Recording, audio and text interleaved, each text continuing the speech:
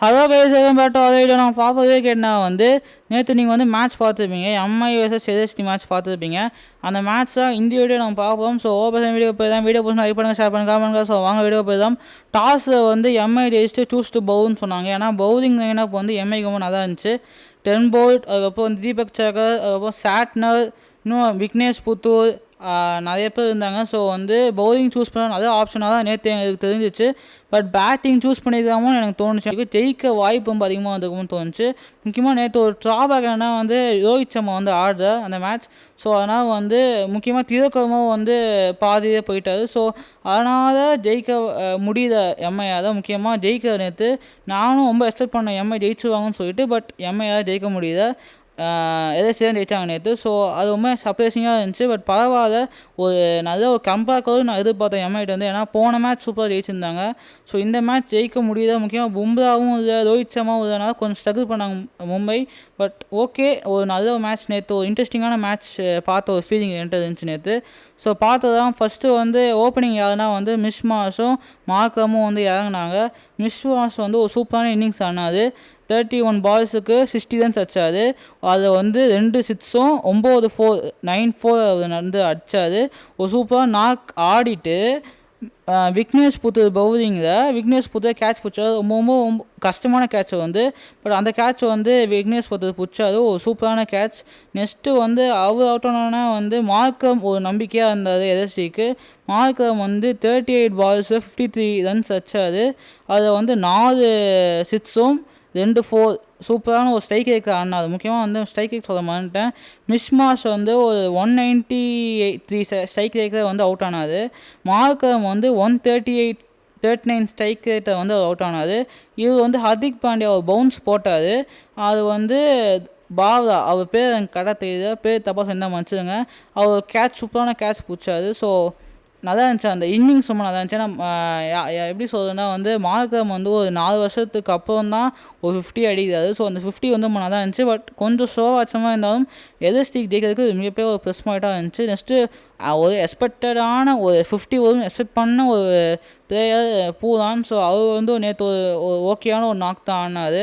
6 பாலுக்கு 12 ரன் தான் அடிச்சார். அது ஒரு 6 ஒரு 4 வந்துச்சு.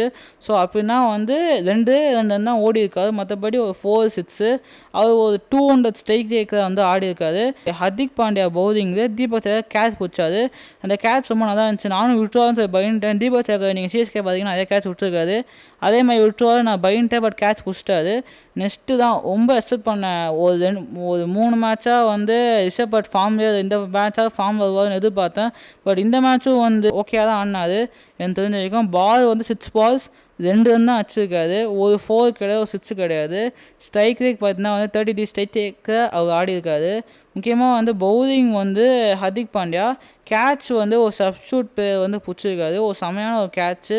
அவர் பேர் எனக்கு கரெக்டாக தெரிஞ்சுன்னா நான் ஒரு கமெண்ட்ஸ் அப்டேட் பண்ணுறேன். நான் சொல்லிக்கிறேன், நான் 2 பேரோட டீமோட ஃபேனும் கிடையாது. ஒரு ஜென்ரலான ஒரு ஒப்பீனியன் தரேன், நியூட்ரலான ஒப்பீனியனை நான் தரேன். ஸோ அதனால் இதை பற்றி ஏன் இப்படி பேசுங்கன்னு கமெண்ட் பண்ணாதீங்க. நான் ஒரு நியூட்ரலான ஒரு ரிவ்யூவர். ஸோ அது மாதிரி தான் நான் தரேன்.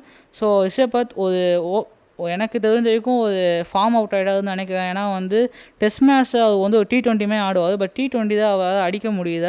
ரொம்ப ஸ்ட்ரகிள் ஆகாது. பட் பார்க்கலாம், இன்னும் நிறைய மேட்ச் இருக்குது. ஒரு 4 மேட்ச் தான் ஆகிருக்கு. நெக்ஸ்ட் மேட்ச்சுக்காக ஒரு கம்பேக் தருதான். ஸோ பார்ப்போம். நெக்ஸ்ட் பரோனி ஒரு சூப்பரான ஒரு நாக் ஆடினார். எனக்கு ரொம்ப சர்ப்ரைஸாக இருந்துச்சு அவர் நாக். ஒரு 19 பால்ஸ் 30 ரன்ஸ் அடிச்சார்.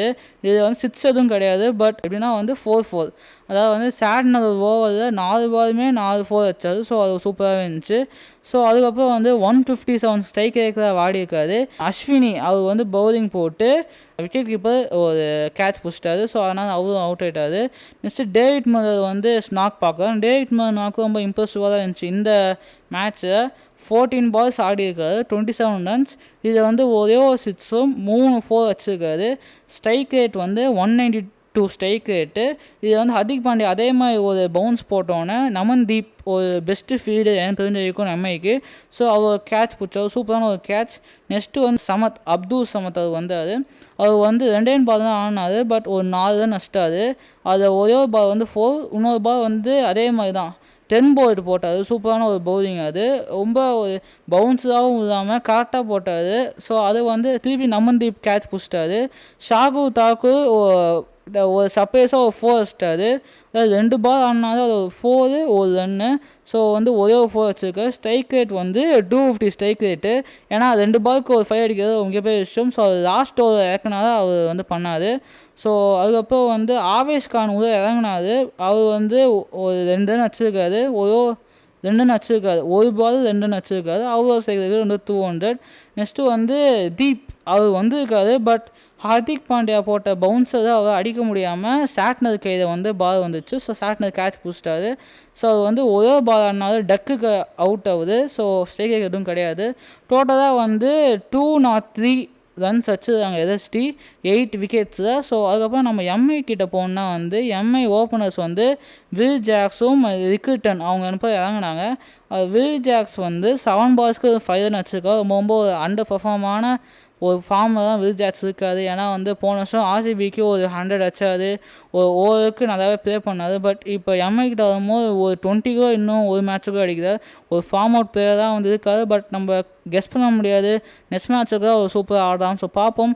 அவர் ஸ்ட்ரைக் ரேட் வந்து 71 ஸ்ட்ரைக் ரேட்டு. ரிக்கர்டன் ஒரு போன மேட்ச்சில் சூப்பராக ஆடினார். பட் இந்த மேட்ச்சில் வந்து 5 பால்ஸ்க்கு 10 ரன்ஸ் தான் வச்சுருக்காரு. 2 4 அடிச்சிட்டாரு. ஸோ அவரோட ஸ்ட்ரைக் ரேட் வந்து 200 ஸ்ட்ரைக் ரேட். பட் சீக்கிரமாக அவுட் ஆகிட்டாரு. வில் ஜாக்ஸ் எப்படி அவுட் ஆனாலும் பார்த்தீங்கன்னா வந்து சொல்ல மாட்டேன். ஆகாஷ் தீப் அவர் வந்து போட்டிருக்காரு. ரவி பிஷ்ணாய் வந்து கேட்ச் சூப்பரான கேட்ச் அது. நல்ல கேட்ச் பிடிச்சாரு. அதே மாதிரி ஷார்துல் தாக்கூர் வந்து யாருமே எடுக்கல.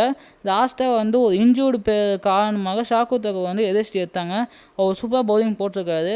அவர் தான் வந்து ரிக்கர்டன் விக்கெட் வந்து எடுத்திருக்காரு. ஸோ அவர் பவுலிங் போகும்போது அதே கேட்ச் திருப்பியும் வந்து ரவி பிஷ்ணாய் தான் அந்த கேட்சையும் பிடிச்சாரு. சரி நமன்தீப் வந்தார். நமன்தீப் வந்து சூப்பரான நாக் ஆடினார். ஏன்னா 46 ரன்ஸ் வச்சுருக்காரு. அதை வந்து 24 பால்ஸை அதை ஒரு 3 6ம் 4 4 வச்சுருக்காரு. ஸ்ட்ரைக் ரேட் சூப்பரான ஒரு ஸ்ட்ரைக் ரேட். 191 ஸ்ட்ரைக் ரேட்டை வந்து முடிச்சார்.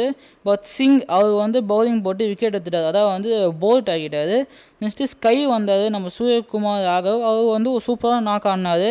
67 ரன்ஸ் 43 பால்ஸ் ஒரே 6 தான் வச்சுருக்காரு. பட் 9-4 வச்சுருக்காரு. அவர் ஸ்ட்ரைக் ரேட் வந்து 155 ஸ்ட்ரைக் ரேட். அவரும் அதே மாதிரி தான். அதாவது வந்து ஆவேஷ் கான் பவுலிங் போட்டிருக்காரு. அப்துல் சமத் கேட்ச் பிடிச்சிட்டாரு. ஒரு சீக்கிரமாகவே அது ஆட்டார். கொஞ்சம் ஸ்லோவாக இருந்தால் இன்னும் கொஞ்சம் 75 வச்சுருக்கலாம். பட் கொஞ்சம் சீக்கிரமாக ஆட்டார். பால் நிறையா வந்து எடுத்துக்கிட்டார். பால் இன்னும் கொஞ்சம் சீக்கிரமாக ஆடிக்கலாம்னு தோணுச்சு எனக்கு தெரிஞ்ச வரைக்கும். பட் பால் நிறையா எடுத்துட்டார். அது ஒரு மிகப்பெரிய மைனஸாக இருந்துச்சு ஸ்கைக்கு.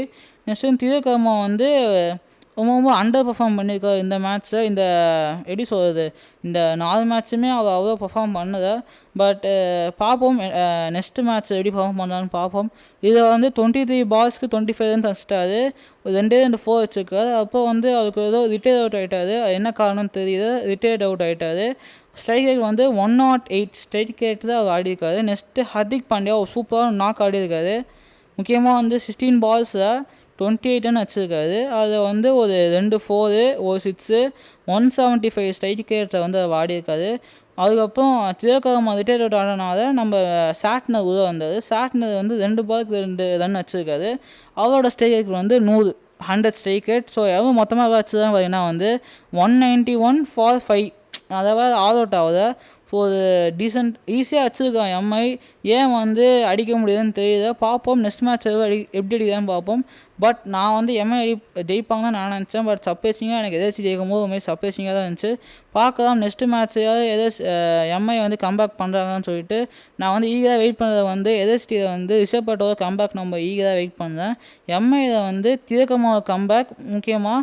அதுக்கப்புறம் வந்து ரோஹித் சர்மா கம்பேக்கும் நம்ம எதிர்பார்க்கலாம். ஏன்னா வந்து அவர் ஆடினதே ஒரு 3 மேட்ச் தான் ஆடினார்.